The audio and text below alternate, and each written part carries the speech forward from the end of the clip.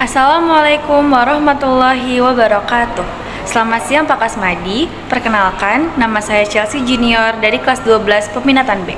Pada video kali ini, saya akan menjelaskan tentang agrotech dalam bidang ekonomi.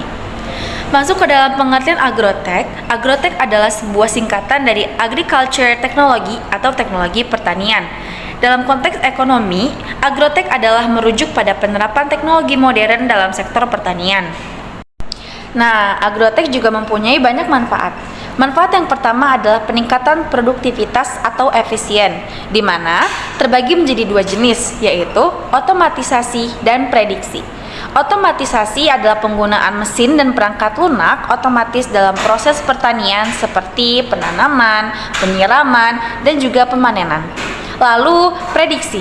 Teknologi seperti AI dapat membantu memprediksi cuaca, hama, dan penyakit tanaman, sehingga petani dapat melakukan tindakan pencegahan dini dapat menghindari kerugian yang mendalam. Manfaat yang kedua ada kualitas produk yang jauh lebih baik daripada produktivitas pertanian seperti biasanya. Nah, yang pertama ada pemantauan berkala. Jadi, sensor dan kamera dapat memantau kondisi tanaman secara real time, sehingga petani dapat mendeteksi masalah kualitas sejak dini dan mengambil tindakan yang tepat. Lalu, ada standarisasi, di mana agrotech membantu dalam penerapan standar kualitas yang jauh lebih tinggi daripada produk pertanian biasanya, sehingga lebih menarik bagi pasar domestik maupun pasar internasional. Nah, agrotech tentu saja mempunyai tujuan. Apa aja sih tujuannya? Jadi, yang pertama ada memperluas akses pasar, di mana terbagi menjadi dua. Yang pertama ada e-commerce. Jadi, petani dapat memudahkan memasarkan produk secara langsung kepada konsumen. Lalu yang kedua ada jaringan distribusi. Jadi, petani dapat membangun jaringan distribusi yang lebih efisien dan transparan kepada konsumennya. Nah, yang kedua ada meningkatkan pendapatan petani. Tentu saja, yang pertama ada peningkatan produktivitas. Dari peningkatan produktivitas tersebut, hasil produksi yang jauh lebih tinggi berarti dapat mendapatkan pendapatan yang jauh lebih besar daripada pendapatan biasanya. Yang kedua ada pengurangan biaya produksi. Jadi, efisiensi yang dihasilkan oleh agrotech dapat mengurangi biaya produksi sehingga dapat menguntungkan petani. Nah, dari agrotech tersebut tentu saja mempunyai hasil. Hasilnya adalah sebuah produk. Produk dari agrotech terbagi menjadi tiga. Yang pertama ada sensor. Kenapa sih harus sensor? Karena dalam agrotech tersebut, sensor sangat amat dibutuhkan untuk mengukur berbagai parameter seperti kelembapan tanah, suhu, cahaya, dan kadar nutrisi. Data yang diperoleh digunakan untuk mengoptimalkan penggunaan air, pupuk, dan juga pestisida. Lalu produk yang kedua ada e-commerce. E-commerce dapat memfasilitasi para petani untuk melakukan transaksi jual beli produk pertanian secara online. Lalu yang ketiga ada aplikasi mobile.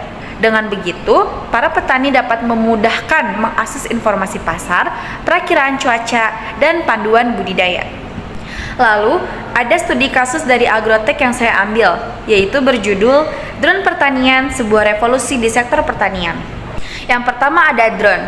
Drone sendiri adalah sebuah drone pertanian atau UAV, Unmanned Aerial Vehicle, di mana drone adalah pesawat tanpa awak yang dilengkapi dengan berbagai sensor dan kamera untuk memantau lahan pertanian.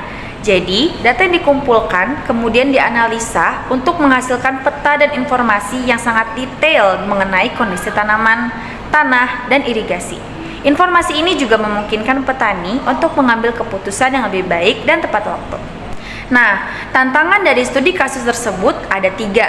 Yang pertama ada regulasi, di mana peraturan yang berbeda-beda di setiap negara mengenai penggunaan drone. Lalu yang kedua, biaya. Tentu saja harga drone dan perangkat pendukungnya masih relatif mahal. Dan yang ketiga ada keterampilan. Di zaman sekarang, banyak sekali operator yang membutuhkan terlatih dan memahami analisis data. Tidak sembarang orang dapat memahami untuk menganalisis data. Nah, pangsa pasar terhadap drone dalam kasus ini adalah target pasar drone pertanian sangatlah luas, di mana mulai dari petani skala kecil hingga perusahaan perkebunan besar. Namun, beberapa faktor seperti ukuran lahan, jenis tanaman, dan ukuran kondisi geografis sangat mempengaruhi tingkat adopsi teknologi drone. Dan yang kedua ada target pasar drone pertanian. Sangat dengan semakin berkembangnya teknologi drone, tentu saja dapat memudahkan akses terhadap informasi. Jadi, penggunaan drone pertanian akan semakin luas di masa depan. Nah, dalam memproduksikan drone tentu saja mempunyai strategi. Strategi dalam kasus ini ada 4, di mana yang pertama adalah kemitraan dengan petani. Apa yang dimaksud dengan kemitraan dengan petani? Yaitu bekerja sama dengan petani untuk mengembangkan solusi yang disesuaikan dengan kebutuhan mereka. Lalu yang kedua ada pelatihan operator. Yang sudah dijelaskan tadi bahwa tidak banyak orang dapat menganalisa data. Jadi, strateginya adalah menyediakan pelatihan bagi petani untuk mengoperasikan drone. Lalu yang ketiga ada integrasi dengan teknologi lainnya, yaitu menggabungkan drone dengan teknologi lain seperti AI untuk meningkatkan efisiensi petani dan operator drone. Lalu yang keempat ada pengembangan perangkat lunak, di mana membangun platform analisis data yang user friendly dan mudah diakses. Jadi, petani dapat mengakses dan mengoperatorkan drone dengan cara yang mudah.